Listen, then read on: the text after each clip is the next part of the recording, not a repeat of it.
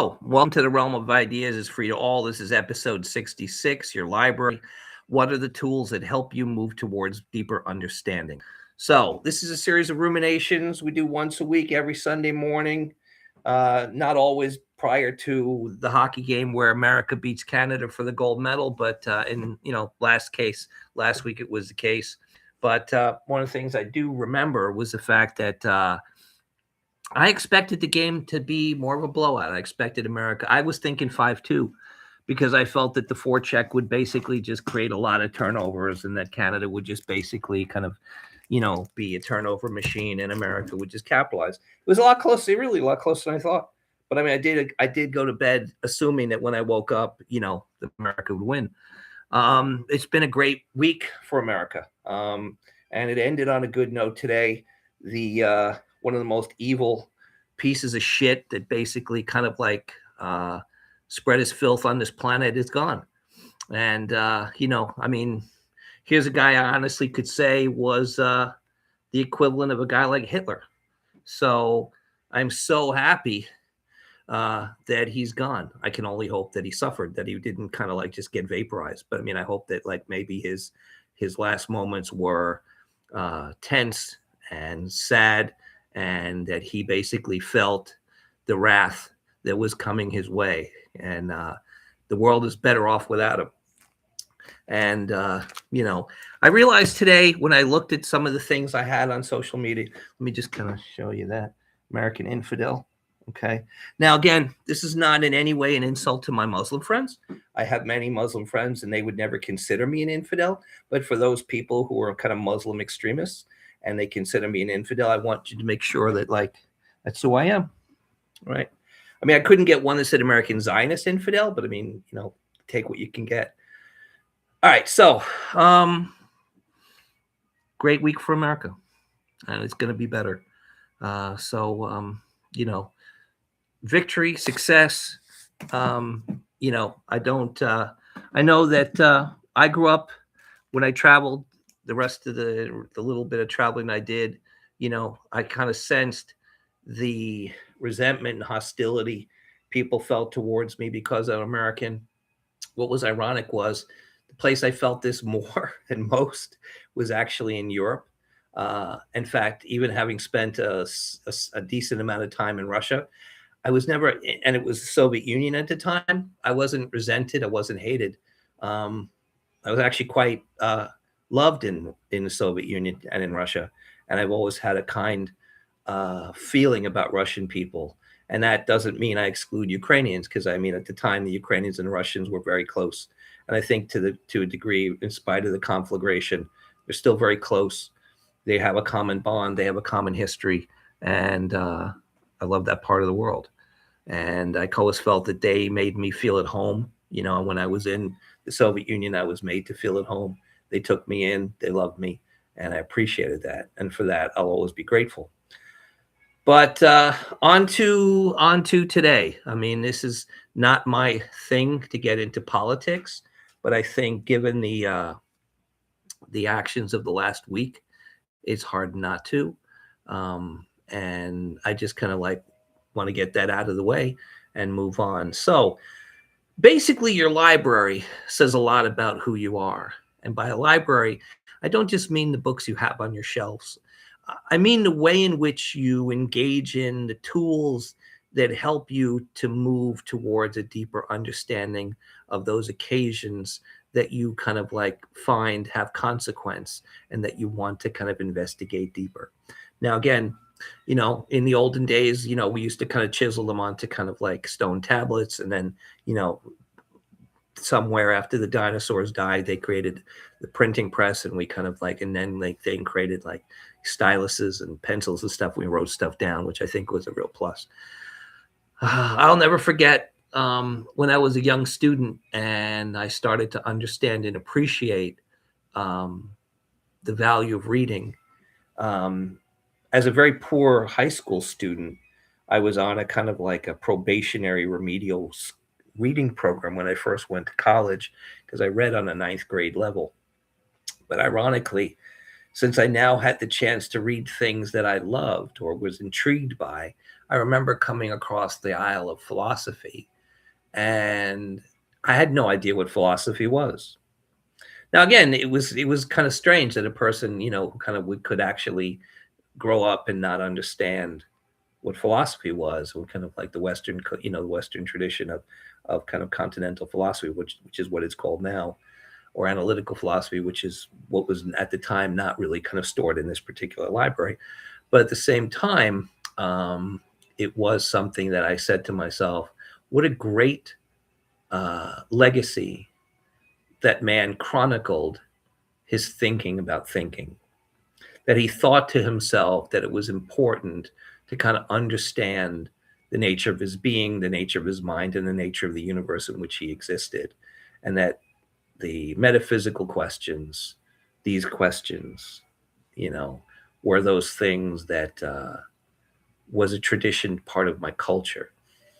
When I saw the piano for the first time, I had a similar feeling, like especially like pianos and violins. I said to myself, in spite of all the failures and pathetic excuses that humans have had for their existence, if they ever had to justify that existence, I think the two things that they would use, that I would use, or I would present as reason to at least give us an attempt, the chance to continue, it would be the piano and continental, or kind of Western philosophy. Nothing wrong with Eastern philosophy or any of these other, but for me, that tradition is a tradition that I kind of find my personal belief of the idea of trying to understand the nature of things. And then, of course, modern Western science kind of like, being part of that investigation. But so that's been it for me. But I'll start with a library story, which I think I've told before, but it's just such a great story. Before they had nursery school and pre-K and 3K and this and all these other things, there was really, you went to kindergarten. That was the first time you kind of ventured out into the world of education. But I remember the local Queens Village Public Library had a reading group that was to introduce children to reading. And I remember I kind of went there. It was like a building was fairly new. I think it was built in 55. I was born in 59. So it was still fairly new when I went there. But as a result, the group would meet in, they would sit in a little circle, and everyone would kind of like sit around and they'd listen to someone read a book that was incredibly insufferably boring. And I felt no interest in being there. I was taken away from my toys, and that was annoying. But as a result of this situation, I was able to find a really kind of beautiful reality. So as a result, I kind of was able to kind of sneak away and go into the stacks. And in the stacks, I saw what looked like a forest, and the trees and the leaves on the trees were books. They were all different colors. And it reminded me like a fall with all the different colors, all the different leaves, and all different shapes and sizes. And to me, it was just this beautiful place. And the light was kind of streaming in from different angles. And it kind of reminded me of like forest. And to me, it was a beautiful place. But it was instead of the leaves, you had these books. I didn't really know what books were. I kind of like, because most of the books I had exposure to, my family didn't have books. I mean, my mother read, I guess, I don't know, she read travel books, I think, or like there was a woman she used to read, Pearl Buck, I think Pearl Buck, and she read Pearl Buck. They read Reader's Digest, and my father had some chronicles or kind of compendiums of kind of war chronicles because he had been in the British Army in the Second World War. So as a result, he that was really what I saw. I loved maps, so I did love to kind of look at his maps that had little things of these guys go in this direction, these guys go in this direction, and they flanked him here. So I think the first word I learned was north, because there was always a north arrow on any kind of map, so you knew up from down.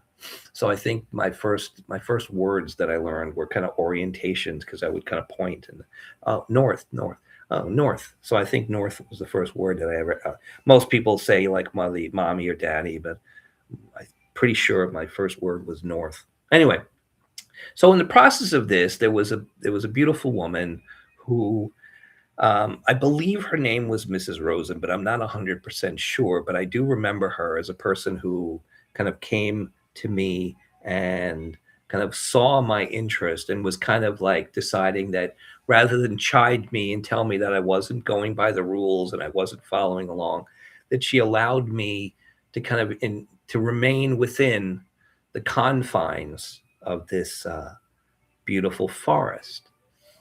Because I guess, she also was worried, was this child going to be, kind of, well, did he understand the preciousness of these books? But I saw them as something that were certainly kind of, there was a reference for them, because they were kind of they were very neatly stacked, and they seemed to be a system by which they were ordered.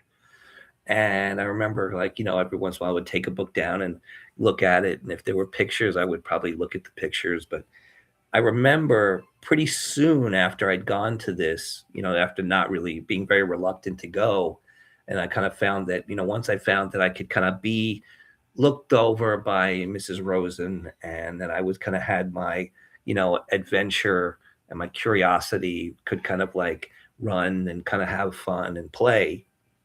I felt like I really kind of enjoyed going there. So rather than kind of saying, Mom, I don't want to go, I enjoyed that we'd walk from where we lived in Queens Village to the library. One day, a really beautiful day, probably one of the days that I still remember it because it was like such a beautiful thing. I remember there was this big book. It was like, and it was on a shelf that was not so far that I couldn't reach it, but it was kind of one of those things where, I was, 3-year-old boy or 4 years old, I'm not sure. But I kind of remember reaching up to it. And as I reached up to it, Mrs. Rosen kind of came and took this fairly large book and kind of brought it down for us to look at. And she kind of like, there was like, she sat on the floor and I sat on the floor, and we kind of started looking through this. And I was just fascinated. It was like as if I had found, my home, and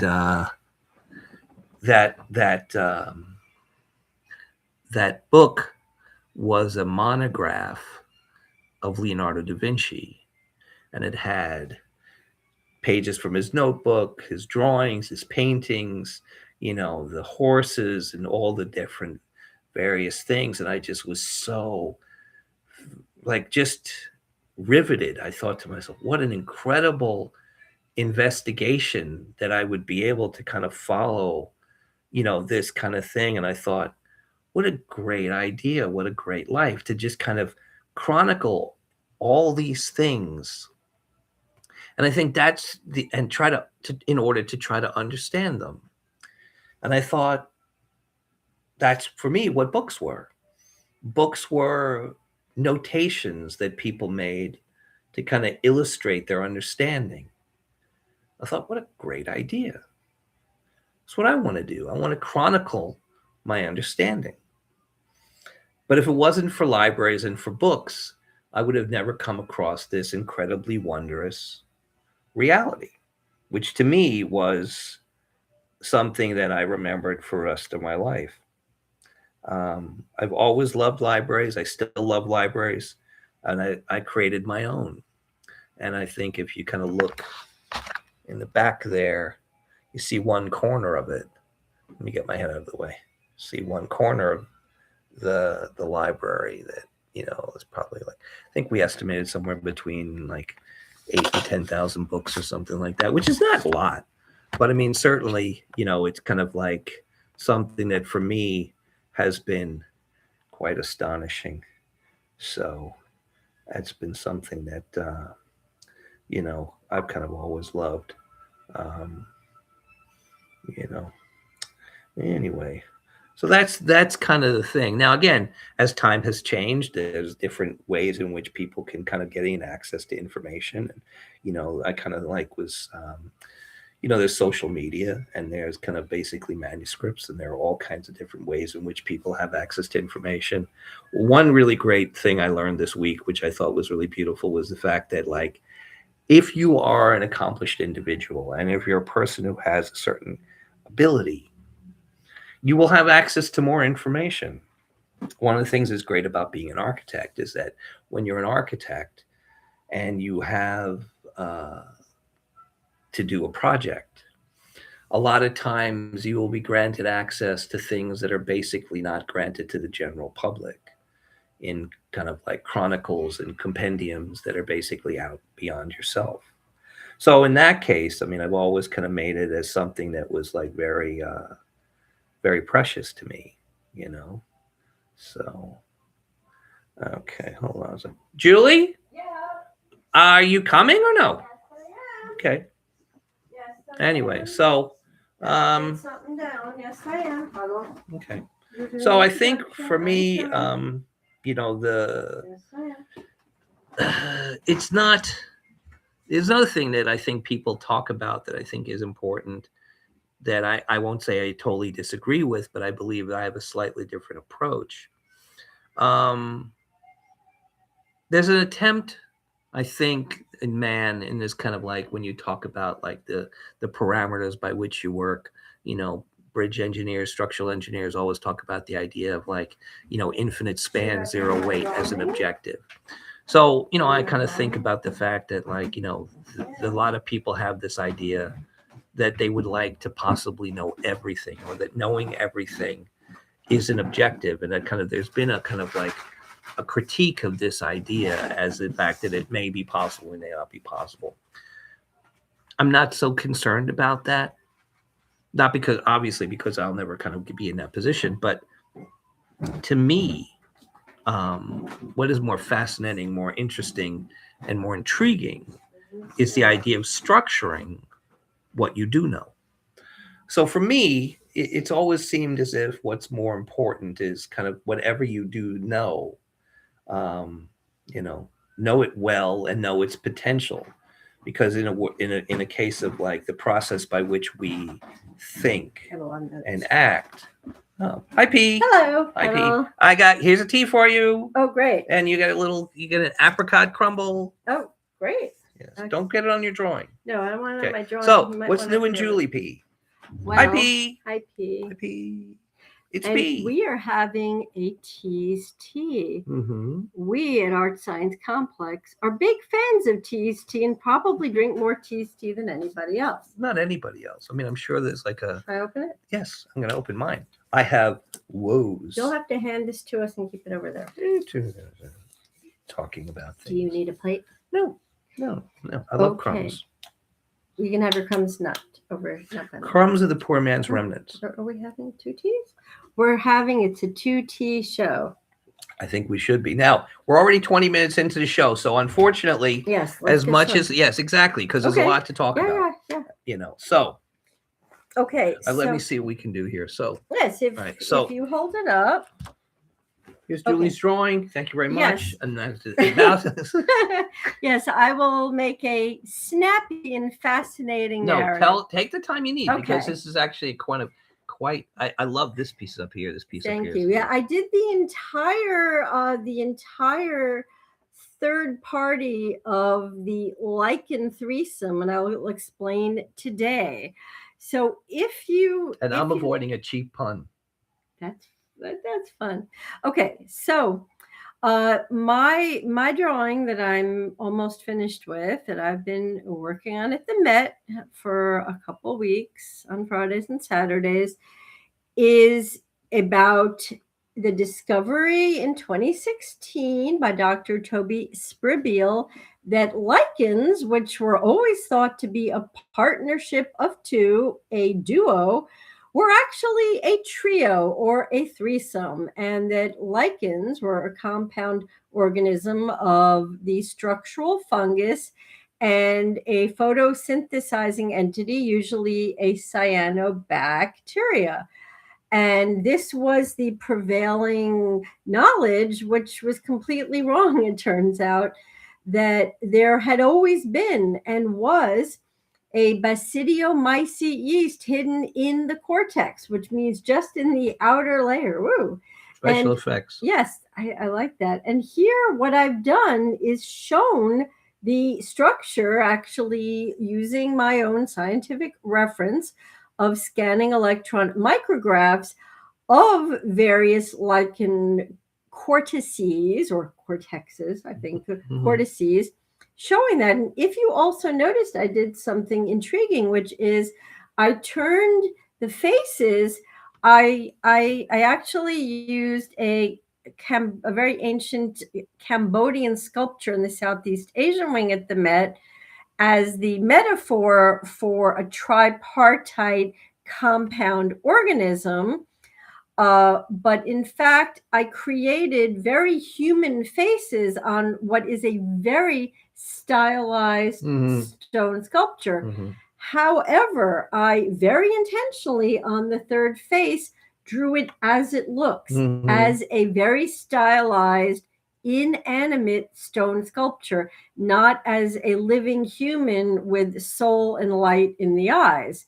For a reason is what is known and has been recognized as, how should I say, the most ancient and the furthest from the human part of the lichen equation. So in fact, before the time of the dinosaurs, and however long lichens have been around, probably a lot longer than we even think, this third hidden symbiont has been there. But in the hubris with which humans view almost everything, if a person doesn't see it, it doesn't exist in nature or science, which is ludicrous, but that really is a very human attitude. So that's what I have done. And well done, my loved one. Thanks, Peapod. Okay, so Thank put that you. aside. Yes, we shall. Now let's take out our crumbly thing. Yes, you'll have to serve it. I shall put this away in the other room. All right. Yes. Put it to safety. Yes, I'll put and it we'll to have safety. we will have our apricot crumb bar. Sure that you don't want a plate? No. I love crumbs. Okay. I love crumbs. So in that case, I think, again, I spoke a few weeks ago about the fact that people will often say that one of the things that school should do is teach one to think. And I have nothing wrong with that idea. But what has to happen or has to be established fundamentally prior to that is understanding the structure by which thinking should take place. Those are my notes. So, I think what's interesting in a time of indoctrination, usually people who kind of like want to teach people to think actually don't want to teach people to think. They just want to basically indoctrinate them. So I think the reason I kind of see the fact that seems kind of like an indication that they don't really want to teach people to think is that they're not teaching the system by which thinking takes place. Now, again, in order for that to happen, that has to be something that someone seeks out to investigate. So one of the things that I kind of find is that the educational kind of discussion always seems to kind of fall flat because it never gets started. But anyway, Mr. Spock, who is always, kind of says brilliant things, was talking about a kind of situation where I was talking about Emerson's. I talk about Emerson a lot. And, before, and I think he was talking about the fact that his professor at school did not have the reverence for Emerson that I might necessarily have. And it's ironic because my hold on, that's good. Yeah, it is good. I love some. The other one's for you for tomorrow. I forgot which one is which. Oh, they're both within the last couple. I mean, these things would stay for anyway. weeks. So my reverence for Emerson comes from his two essays that I love. One, Self-Reliance, and one, Nature. And I think that I would agree with his professor's critique that, at least in this regard, that, Emerson doesn't establish a concise metaphysical compendium. But at the same time, that was not always the case with every great philosopher. Mhm. But I do believe that he starts to kind of become part of what is, I would say, the greatest philosophical tradition in America, in the United States, which is a school at Harvard. I mean, Harvard School of Philosophy has had, probably at least in what my estimation would be, especially with the kind of like with the addition of kind of Whitehead, Mhm. the greatest philosophical tradition that I can basically see, maybe one of the greatest in the world. But um, you know, with that said, education and as Whitehead said, all education is self-education, and all important education is self-education. But I think that's what I think we're at here, is that people will kind of comment upon your dress, and they may comment on what you eat and what you look like and your fitness.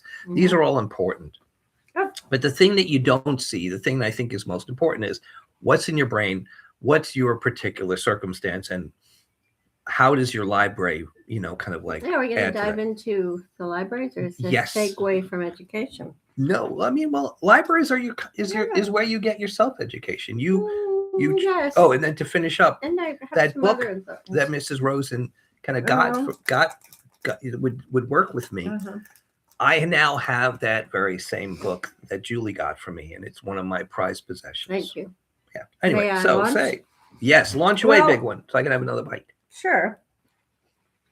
I would like to discuss in my research what I have found are extraordinary, notable personal libraries.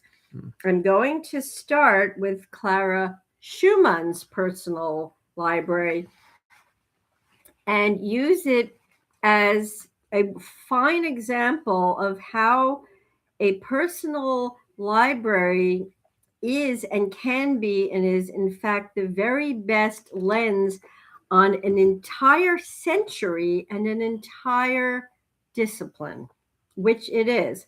Clara Schumann's library, not surprisingly, includes musical scores and compositions, original manuscripts, not just her 60 plus compositions, but those of her husband Robert Schumann, who died tragically young, I believe, of consumption, like everybody else, but also an enormous collection of Johannes Brahms's work, letters and compositions. And for those of you who are unaware, Clara Schumann and Brahms had a deep, long-lasting personal and professional friendship that I believe lasted 46 or 47 years. Not as great as ours. Not as good as Mhm. ours, of course. Yeah. And Didn't they're Rimsky and Korsakov have a very kind of? it's I so always funny. love that. It's Yeah, so funny.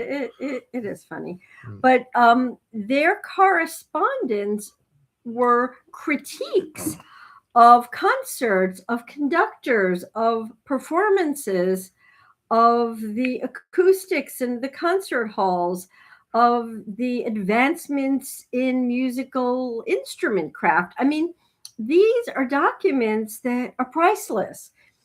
So her library did illuminate how the musical mind works. I mean, you can actually read their critiques, and in addition, her scores and cadenzas are all annotated, so you can see the process of the Mm-hmm. musical mind. So a library is very much a living entity, and I'd like to really stress that.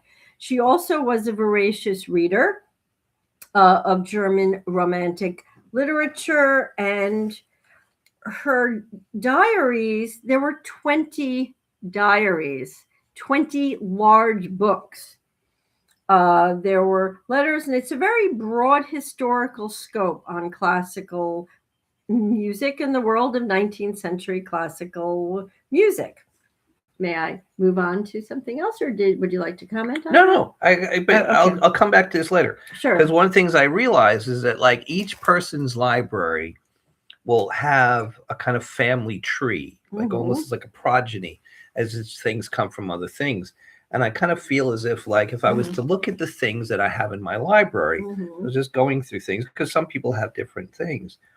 I have books on math, books on science, books on engineering, literature, art, philosophy, psychology, and my own notebooks and drawings. Mhm. Ironically, it may Mhm. seem, I don't know if it's ironic at all, Mm, with the okay. exception of maybe books on Frank Lloyd Wright and Art Nouveau and Art Deco, I have very few, if any, books on architecture. Bruce Goff.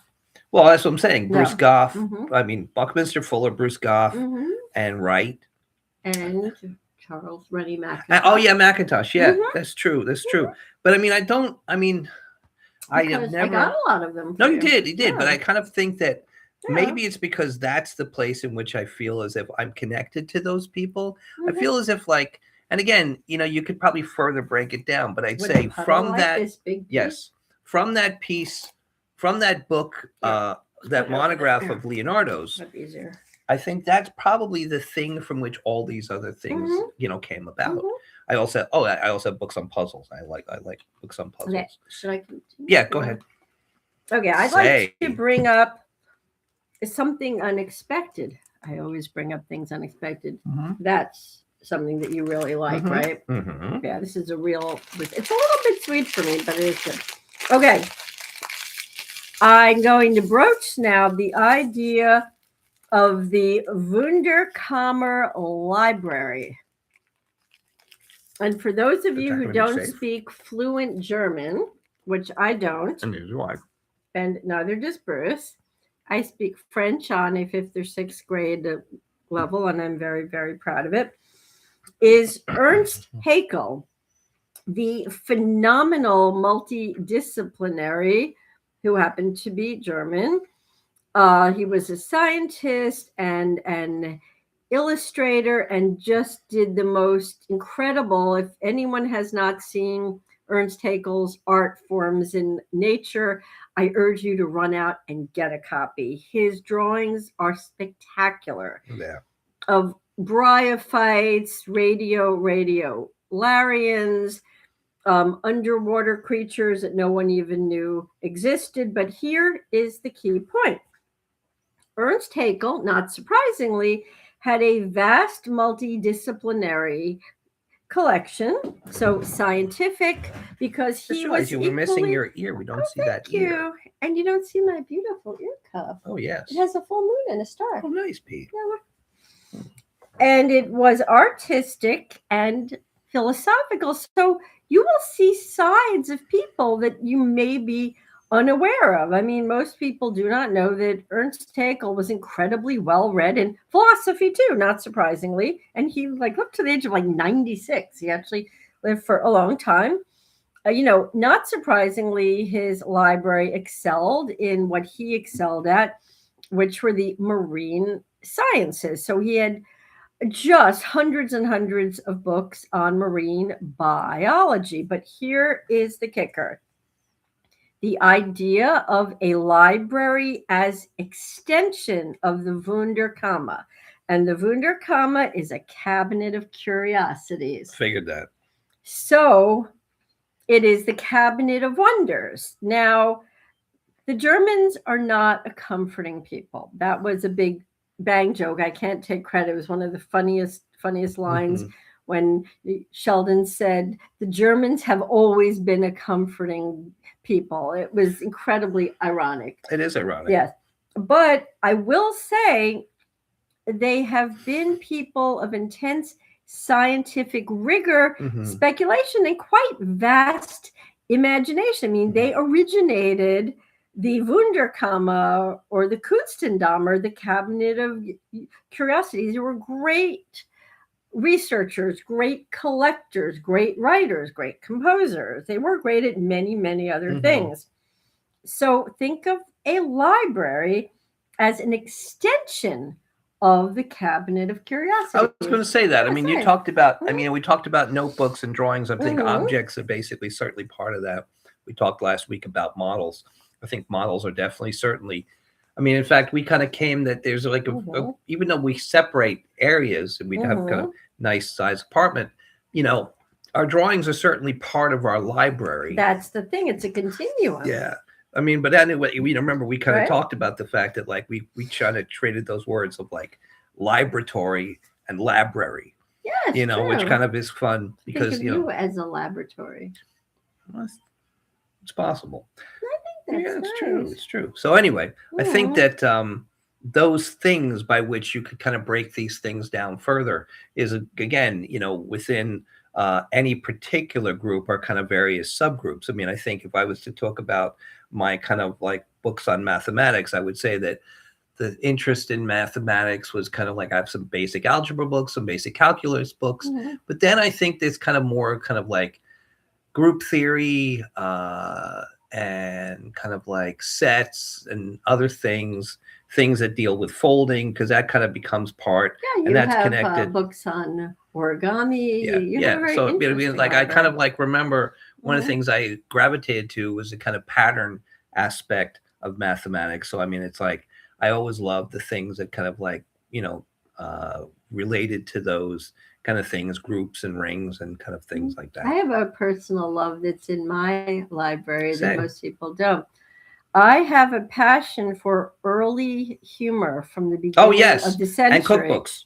and cookbooks. I Yes, have not yes. found a lot of the cookbooks recently, but the early, and I mean humor from the Mhm, 19 teens, the mhm. 1920s, the 1930s, and 40s, When people were funny. when people were actually funny. And I Mhm. stopped in the 1960s when they became terribly unfunny. So, Was there any? I mean, let's. Okay, here's a question.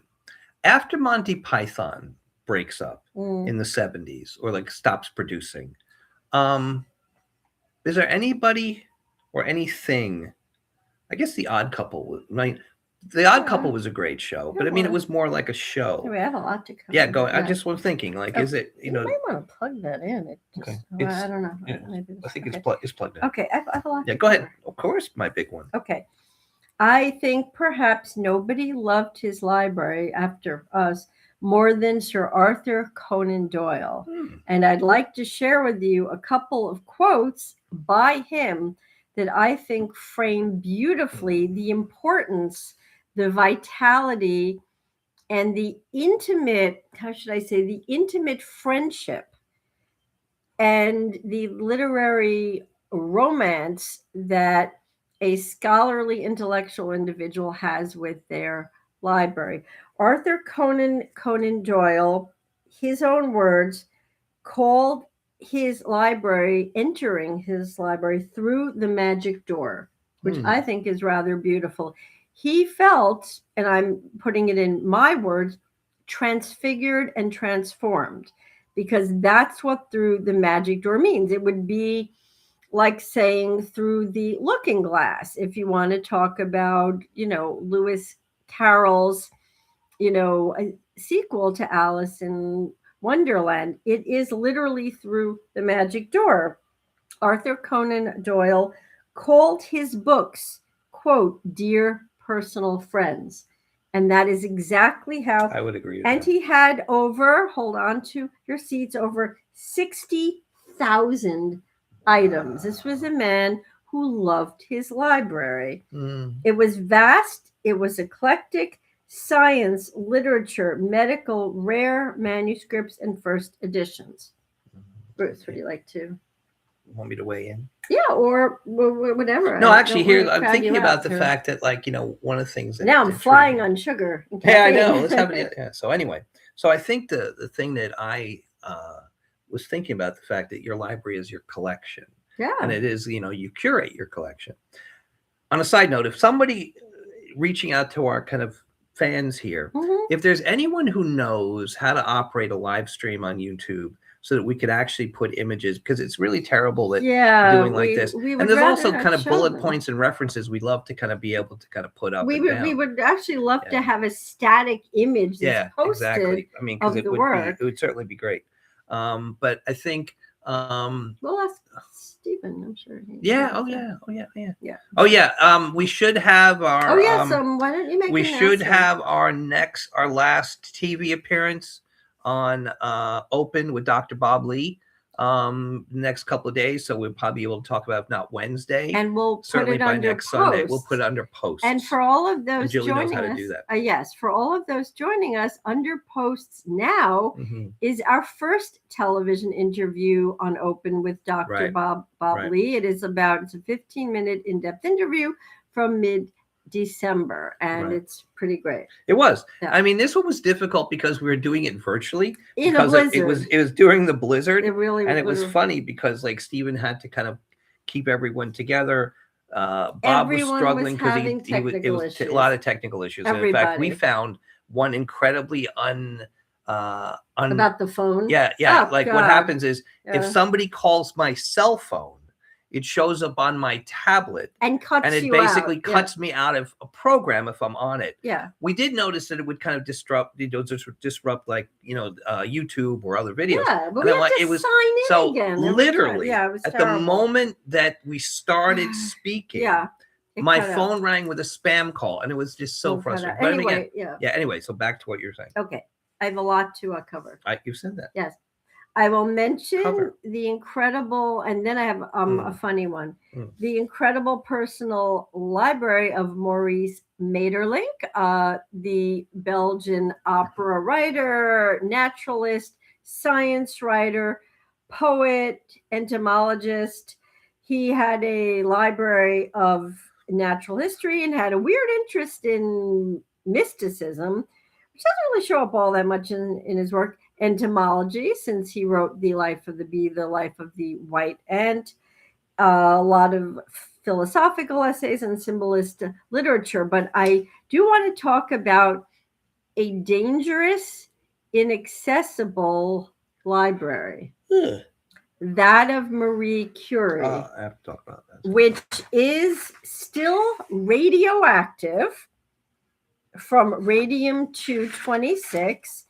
And guess how long Marie Curie's notes, scientific notebooks, entire library, even her cookbooks, even her furniture, will persist for the next 1,500 years. So if anybody wants to access any of Marie Curie's library, you actually have to sign a waiver and wear anti-radioactive PPE, which is personal protective gear, as her entire library is stored in lead-lined boxes at the Bibliothèque Nationale de France. So anyone wanting to examine the Marie Curie library, especially her 1899 and 1902 laboratory notebooks, literally risks their life doing it because the stuff is literally glowing. I thought I would mention that because it's funny and horrifying at the same time. Bruce? Yeah, actually, one of the things I kind of spoke earlier about the Soviet Union, let me speak about it again. Yeah, please. One of the things, again, as the Soviet, and when I was there in 1990, the regime was crumbling. It was kind of done, and it was kind of just a matter of time. So they had kind of stopped cracking down on the people to the degree they had done earlier, because as Gorbachev was there, it was still the Soviet Union. It was still the totalitarian, authoritarian reality. But it seemed as if reading material was one of the things that had kind of somewhat been allowed more kind of like potential.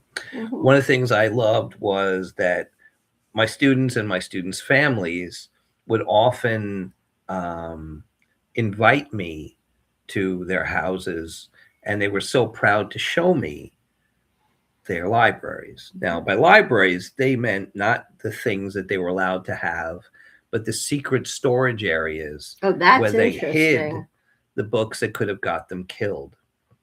One of the things that really troubles me about lazy people's desires to kind of appear to kind of be brandishing some sense of danger is the idea of banned books in America. And for a high school English class to decide it doesn't want to read some ridiculously garbage book. Like To Kill a Mockingbird. Or, We sorry. don't want to get in trouble, Oh, sorry. right? Sorry. But if like Yeah. somebody want, because I To Kill a Mockingbird is not a terrible book. No, I think No, it's no, okay. I think it's a great book Okay. actually. But to kind of this constant thing of Sure. like, oh, you know, they're canceling this book or they're kind of censoring that book. One thing Mhm. I think what we should do is I Mhm. wish they would kind of ban. I wish we could get someone to ban Barnacle Codex or ban like, you know, kind of like I mean, our book. yeah, our 'Cause book, then everyone would everyone rush would to buy buy it it. on Amazon, which Yeah. is a great idea. Nothing boosts sales like having your book banned. It's true. Whereas in the Soviet Union, it gets you killed. Yeah. And I kind of that's want to, intense. you know, having seen the pride with which people hid those things that were precious to them, right, to the point where they risked their lives for it, right, was the kind of thing that made me realize you can't tell me in America you've ever been banned from a book. That's why you see Fahrenheit 451. Yeah, right. Which but, is a great right, but the movie. thing is, imagine that people actually took apart their houses Wow. and kind of found ways to make secret crawl spaces and cubby holes Because it was that to kind of like important. Yeah. exactly to put books that they had managed to kind of get and to see the areas and to even see some of the books. I mean, and again, some of the reading material that they had were kind of personal manuscripts by people who had been basically seen as subversive. So one of the things I really kind of felt was the library was something that you would keep it in fear of punishment, in fear of death. That's when you want something that bad, you're willing to die for it. And, you know, one of the things I'll always remember about, you know, my friends in the Soviet Union, my friends in Russia, there were certain things culturally they would have died for. And that to me is a kind of level of dedication that is rarely seen outside. I mean, you don't want to simulate that because, you know, but I mean, I do believe that like that there was a kind of desire for certain things to a degree that we lack. And when I hear people kind of try to pretend, you know, to kind of create some kind of sense of artificial kind of titillation, it just disgusts me, you know. Mm-hmm. So, you know, nobody's banning books in America. And if they are, no one risks death, you know. But also another thing that was interesting is that in social media, I tried to look up, you know, what were the punishments in the Soviet Union? What were the punishments in North Korea? What are the punishments in China for having, you know, kind of subversive reading material? And it's amazing that you can't find. They don't want you to know the documentation. And I wonder about that because it was a really dark time. But the idea to kind of protect the savagery and the totalitarian, authoritarian realities of these regimes, to me, was something that really needs to be more known about. Now, again, you know, when people actually kind of had to hide things in the floor or in the walls or in the ceiling or in a basement behind like a chimney because you risked, you know, that wasn't fake. And the thing is, what was so telling about it was almost every student had stories of these things that had been passed on from generation. I'm sure. You know, because a lot of these people lived in the same house for families for generations. Anyway, so back to you, my loved one. Well, I just want to talk about briefly the library as evolving time capsule. Books as living entities of past, present, and future times.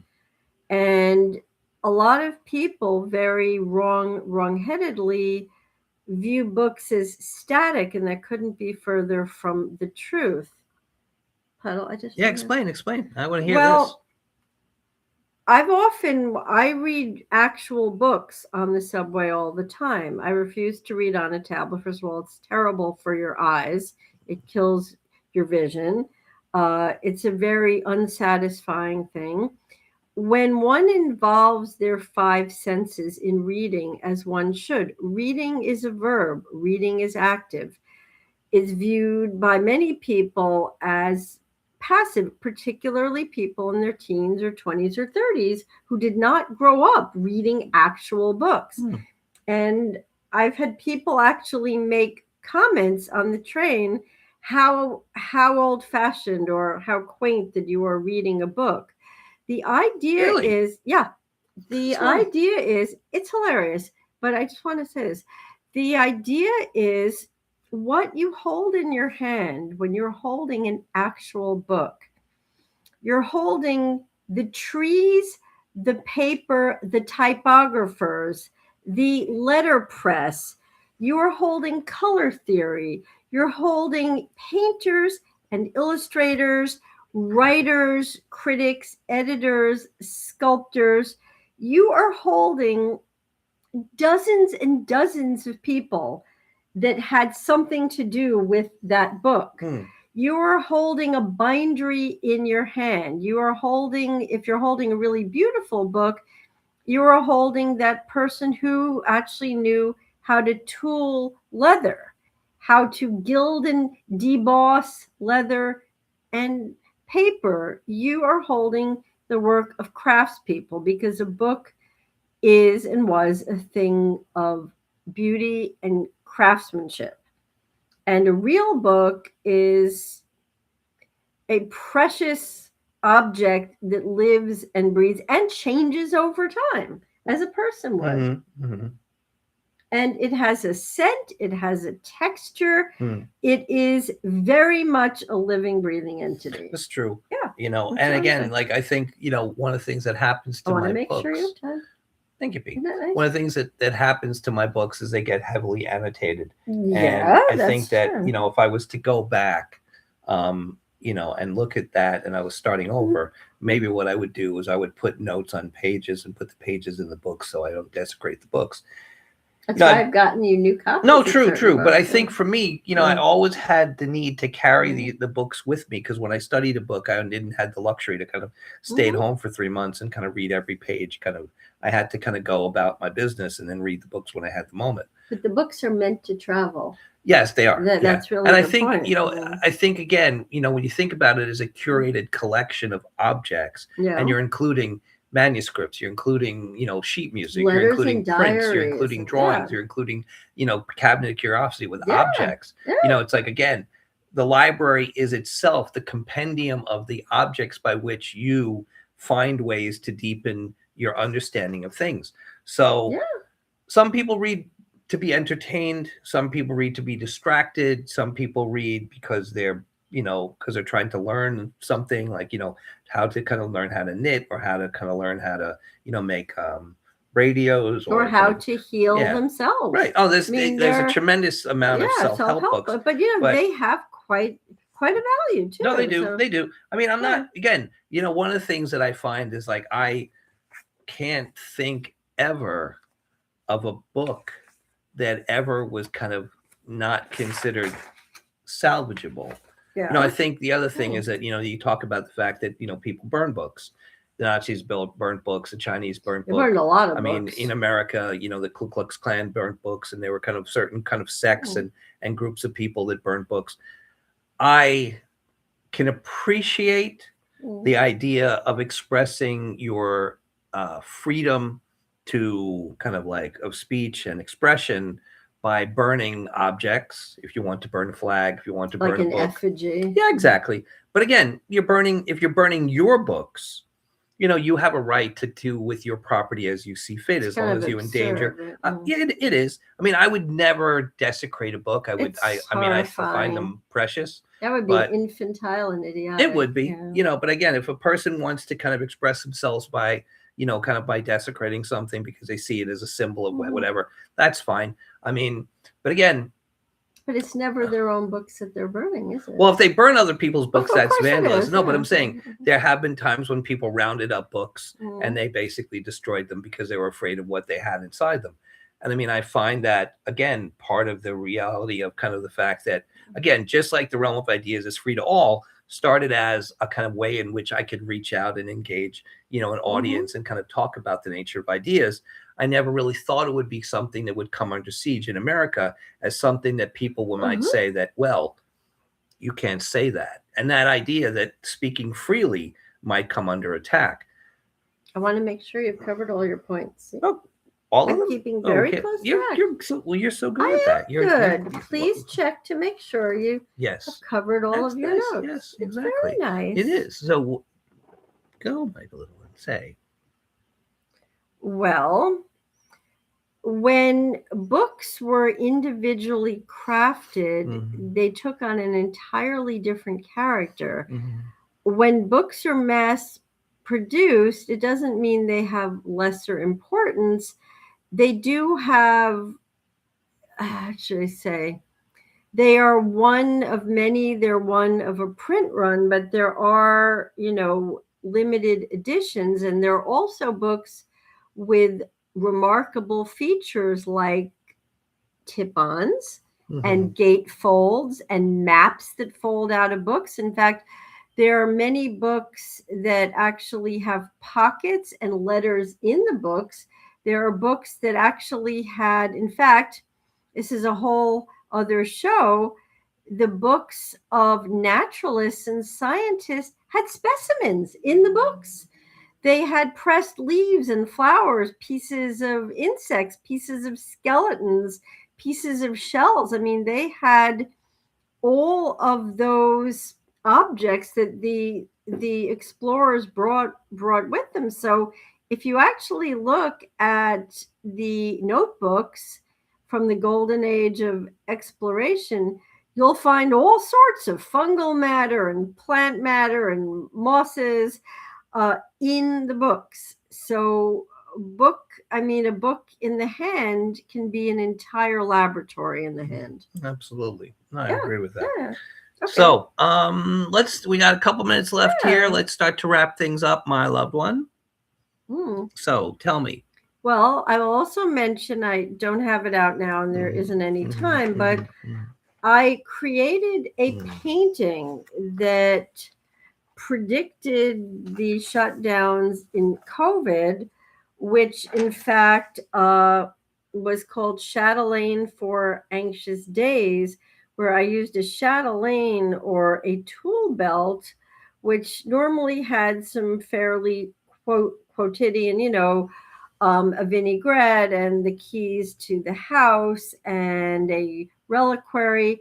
But the tools on my chatelaine were all those things that feed the human soul and spirit. And one of those tools in my painting was a library tool, if you I do remember. recall.